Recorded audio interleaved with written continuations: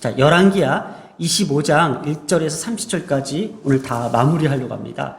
우리 열왕기야의 가장 큰 그 핵심은 그 바벨론으로 포로로 끌려갔던 백성들에게 하나님의 약속, 그 언약을 다시 상기시킴으로써 그들에게 회복하게 하는, 돌아오게끔 하는 그런 희망적 메시지를 담고 있다고 이야기했습니다.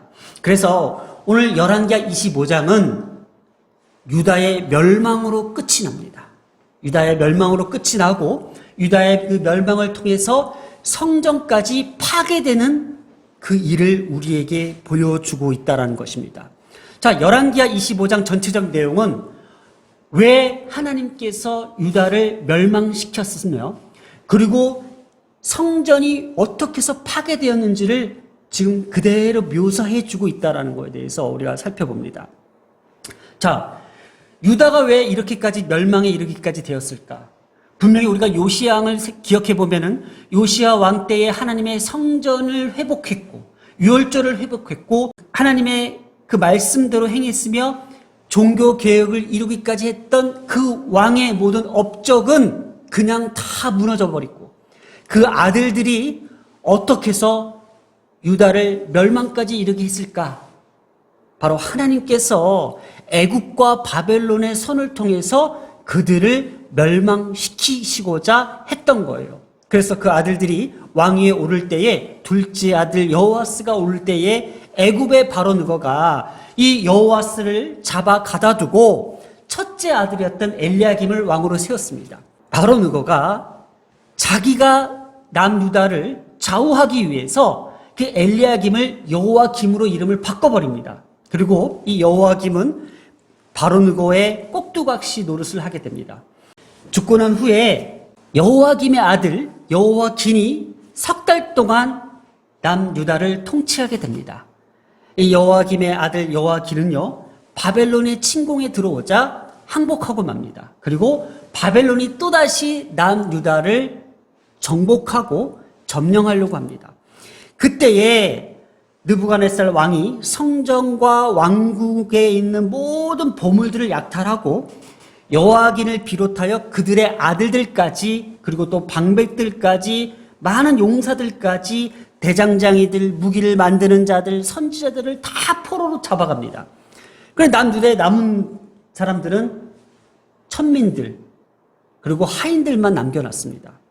그러고 나서 마지막으로 20대 왕이었던 마따니아가 남유다의 마지막 왕으로 등극합니다. 바로 요시야의 셋째 아들이었습니다. 그런데 이때도 바벨론 느부갓네살이 이 마따니아의 이름을 시드기야로 이름을 바꿉니다. 그리고 자기 멋대로 군림하기 위해서 꼭두각시 노릇을 하기 위해서 이 시드기야를 완전히 제압해버립니다. 그래서 오늘 끝내 예루살렘이 함락되고 유다는 멸망하게 되었습니다. 이렇게 아들들을 비롯하여 유다의 핵심 인물이었던 모든 사람들을 다 처형하고 성전과 왕궁을 완전히 파괴하고 성전 기물을 약탈했다라는 것이 오늘 25장의 내용입니다. 자, 그러면요. 이렇게 해서 유다의 멸망의 원인은 무엇이었을까? 우리가 잘 알고 있죠. 우리가 다시 기억을 해보면은 선택된 민족이었던 이스라엘 백성들, 이 선민이었던 이 자손들이 남유다와 북이스라엘 왕국이 죄악을 행하다가 이렇게 멸망하게 됐다라는 것. 이들은 하나님의 은혜로 택함을 받았던 이스라엘 백성들이었습니다. 그리고 하나님과의 언약을 맺었던 백성들이었습니다. 하나님의 이 백성으로서 하나님의 자녀로서의 모든 정체성을 더 이상 유지할 수 없었던 것, 그들의 죄 때문이었습니다. 그들의 죄는 뭐예요? 하나님의 신실한 언약을 버리고 이방신을 쫓았던 것이었습니다. 그래서 출애굽기 19장 5절에 이런 말씀을 우리가 다시 한번 돌이켜 볼 수 있습니다. 세계가 다 내게 속하였으니 너희가 내 말을 잘 듣고 언약을 지키면 너희는 모든 민족 중에서 내 소유가 되겠고 라는 말씀이 있습니다. 분명히 하나님께서는 이스라엘 백성들에게 너희가 하나님의 말씀을 잘 듣고 따르면 너의 모든 민족을 내 소유로 삼겠다고 하셨지만은 지금 오늘 유다의 멸망은 하나님의 소유로부터 멀어져 갔으며 이제 누구의 소유가 됐어요? 바벨론의 소유가 됐다라는 것을 오늘 우리가 알 수 있다라는 거예요. 하나님께서는 가만히 있으시지 않으셨습니다. 많은 선지자를 통하여 그들에게 보내셨고 하나님의 언약을 지킬 것을 약속하셨으며 계속 촉구하셨다라는 거예요. 그러나 그들은 그것을 듣지 아니했으며 언약을 지키지 않았으며 회개하지 않고 돌이키지 않았고 더 큰 악을 저질렀던 것이 그들의 모습이었다라는 거예요. 이렇게 유다의 멸망이 주는 교훈은 무엇일까? 바로 하나님의 백성으로서 이 언약 관계는 회복할 수 없었을까? 회복할 수 없었을까? 분명히 회복의 시도도 있었습니다. 히스기야를 통해서도요, 또 요시야 왕을 통해서도요, 분명히 이 종교개혁을 통해서 하나님의 성전을 다시 한번 보수했고요, 율법책을 통해서 다시 한번 그 율법을 가지고 유월절을 지키고자 했던 것들, 이 모든 이 과정들이 없었던 건 아니었습니다. 분명 하나님께서는요, 그들을 언약을 통해서 돌이키게 하셨고 돌이키려고 하셨습니다.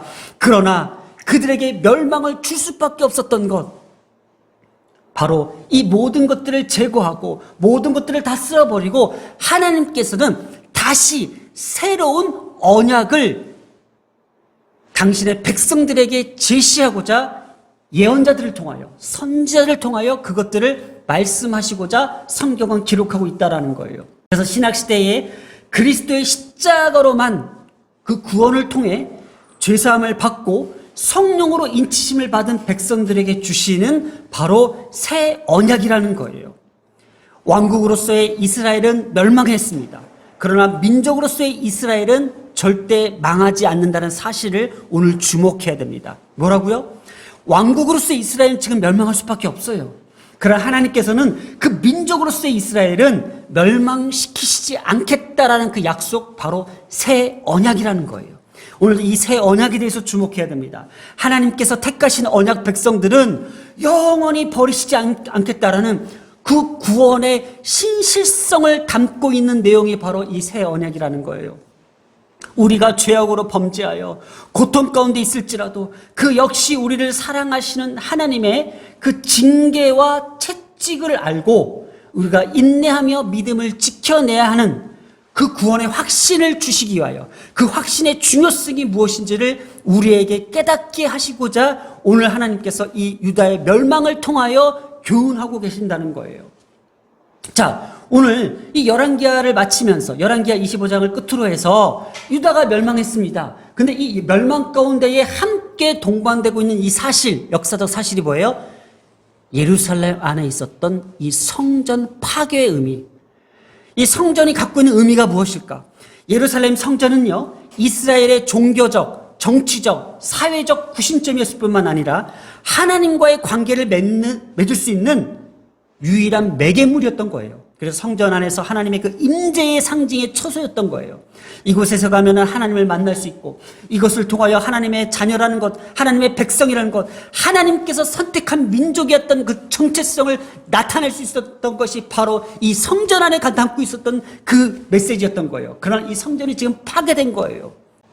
조금 전에 출애굽기 19장의 말씀처럼 너희들이 내 말을 순종하고 잘 따르면은 내가 이스라엘을 내 소유물로 삼겠다고 했잖아요. 소유물로 삼겠다고 했잖아요. 그러나 하나님의 소유물이었던 이 백성들을 하나님께서 버리시고자 했던 것, 바로 이 성전 파괴와 같은 내용이었던 거예요. 자, 그러한 이유로 유다 백성들은요, 성전이 있는 한 유다는 망하지 않을 것이라고 생각했던 거예요. 이 성전이 바로 하나님이고, 이 성전이야말로 하나님, 우리 이스라엘의 정체성인데, 절대로 이 성전이 있는 한 우리는 절대로 망하지 않으라고 믿고 있었기에 그냥 성전 안에는 성전대로, 그리고 산당은 산당대로 제사를 드리면서 이방신도 섬기고 여호와신도 섬기고 이렇게 죄를 지으면서 역사적으로서 이렇게 멸망할 수밖에 없는 끝으로 갔다라는 거예요. 성전이 있는 한 그들이 망하지 않겠다라는 그런 착각 속에서 그들은 그 생각 속에서 회개할 줄 몰랐던 거예요. 회개할 줄 몰랐던 거예요. 죄를 범하면서 회개할 줄 몰랐던 거예요. 오늘날 우리가 교회만 잘 다니면, 예배만 잘 다니면, 주일 예배 잘 지키면 우리는 망하지 않아. 이렇게 가르치진 않았을까요? 이렇게 믿고 있지 않았을까요? 진정한 성전의 의미, 진정한 예배의 의미가 무엇일까요? 남유다 백성들이 믿고 있었던 그 성전의 그 의미와 우리가 오늘날 교회에 대한 의미, 나 주일 예배 안 빠졌어. 나 예배 잘 드렸어. 나 수예배도 드렸어. 나 금요예배 드렸어. 나 새벽기도 드리는 사람이야. 맨날 그렇게 얘기해요. 그러나 진정한 그 회개는 어디 있냐라는 거예요. 단 한 번의 예배라도 우리가 진실되게 주님 앞에 우리가 죄 씻음을 받을 수 있는 그 구원, 내 확신, 그 신실성을 우리가 느껴야 되는 거예요. 예배 잘 드린다고 주일 예배 안 빠졌다고 그게 문제가 아니라는 거예요. 이렇게 예루살렘의 함락과 성전 파괴는요, 지상 성전의 한계성을 뚜렷하게 보여주고 있어요. 오늘날 우리의 주일 성수 지키는 거, 뭐 예배 잘 지키는 이거는 한계성이 있다라는 거예요. 그게 중요한 게 아니라는 거예요. 실체적 성전보다 더 본질적으로 중요한 것이 하나님의 약속이었던 그 언약, 진노 가운데서도 구원을 베푸시는 그 하나님, 그 이스라엘의 하나님이라는 것을 우리에게 보여줘야 되는 거예요. 오늘날 우리에게는 이 실체적 성전의 의미보다도 십자가가 보여주고 있는 그 의미, 십자가를 통해서 우리가 죄사함을 받을 수 있으며 구원의 확신을 느낄 수 있는 그 본질적 의미가 예배 가운데 녹아져 내려야 된다는 거예요. 그래서 우리가 신약시대의 성전으로 우리가 돌아가 봅니다.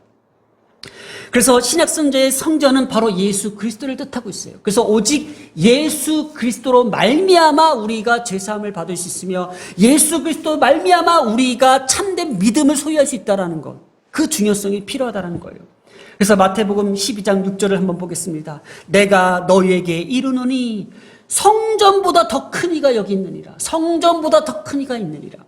성전보다, 교회보다 더 큰 분이 누구예요? 예수 그리스도예요. 근데 오늘날 우리는 교회가 더 커요. 교회가 중요해요. 건축도 중요하고요. 예배도 중요하고요. 담임 목사 말도 중요하고요. 교회 행사도 중요하고요. 봉사도 중요하고요. 직분도 중요하다라는 거예요. 교회는 온갖 것들이 다 완벽하게 갖춰져 있어도 예수가 중요하지 않는 건 뭘까? 이 공허함은 뭘까? 그렇게 열심히 봉사하고 그렇게 열심히 신앙생활 했는데 내 안에 들어오는 공허함이 뭘까? 그때마다 계속 하는 거 뭐야? 기도하라. 기도 안 해서 그래. 제자 훈련 안 해서 그래. 막 이런 거 갖다 쏟아붓잖아요. 그러나 실체적인 것은 뭐예요? 이 성전보다 큰 예수 그리스도가 우리 안에 없다라는 거예요. 예수밖에 없다라는 거예요, 사실은. 이렇게 이스라엘 백성들은요, 지상 성전의 의를 마치 구원의 보증물처럼 숭배했다라는 거예요.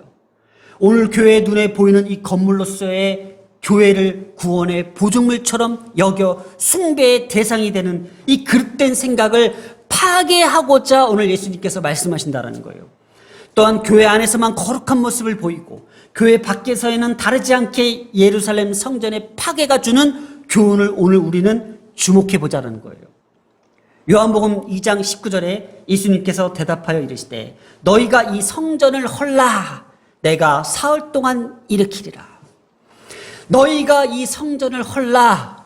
오늘 열왕기하 25장에 남유다의 멸망 가운데 성전 파괴에 대한 내용, 오늘 예수님께서 신약시대에 오셔서 예루살렘 성전을 향하여 모든 백성들이 그것만을 믿고 따랐던 그 백성들이 그곳에서 온갖 장사치를 하며 거기에 온갖 화려하게 꾸미려고 했던 그들의 모습, 바로 로마 시대 때 헤롯 왕이 이스라엘 백성들을 하나로 모이기 위해서 성전을 건축합니다. 그때 많은 헌금 설교를 시킵니다. 그래서 그때 당시에 많은 이 사도들이 또 많은 방백들이 그리고 많은 장로들이 헌금을 그렇게 강조했어요. 왜냐?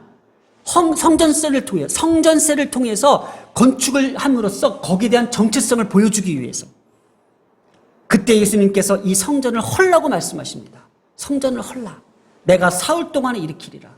예수님께서 참된 성전이 되셔서 예수 그리스도가 몸된 성전이 되셔서 내가 이 모든 성전을 헐고 내가 사흘 만에 부활해 진정한 성전의 의미를 오늘 우리에게 주시려고 했던 거예요. 이 성전의 헐라라는 의미를 오늘도 이 성전을 좀 헐었으면 좋겠습니다. 오늘날 우리의 성전은 뭘까요? 그냥 눈에 보이는 물체, 실체적이보다도 우리 안에도 성전이 있어요. 난 이렇게 예배 드렸어요. 나 이런 교회 다녀. 난 이런 설교하고 있어. 우리 교회는 이래. 이러면서 우리만의 성전이 있다라는 거예요. 이 우리 안에 성전에 뭐가 있어요? 우리 안에 많은 우상 숭배 있어요. 우리가 숭배하는 것들이 있어요. 난 이렇게 했으니까 잘 될 거야. 난 이렇게 했으니까 성공할 수 있어. 하는 그런 성전이 있어요. 이 성전을 헐고 오직 우리가 예수 그리스도 안으로 들어가야 돼요. 예수 그리스도께로 들어가야 되는 거예요. 오늘도 이 예배 시간에 우리 안에는 모든 성전이 헐어지기를 간절히 소망합니다. 그래서요, 예수님께서 조금 전에 요한복음에 있어서 요한복음 2장에 너희들이 성전을 헐라 내가 사흘 만에 내가 다시 일으키겠다고 말씀하셨잖아요. 이게 바로 예수님께서 십자가로 처형을 당할 수밖에 없는 이 고발 사건이에요. 이때 장로들이라 이때 율법학자들이 고소를 합니다. 감히 성전을 모독해? 성전 모독죄로 고소를 당합니다. 자기가 뭔데 성전을 헐라고 그래? 그래서 마태복음 27장 40절에 예수님이 잡혀 끌려가시면서 십자가에 처형을 당하실 때에 이렇게 얘기합니다. 주변 사람들이 막 손가락하면서 침을 뱉고 막 돌을 던지면서 가로되 보세요. 성전을 헐고 사흘에 짓는 자여 이렇게 비양합니다. 이게 바로 예수님께서 잡혀가는 이유였어요. 네가 감히 성전을 모독해?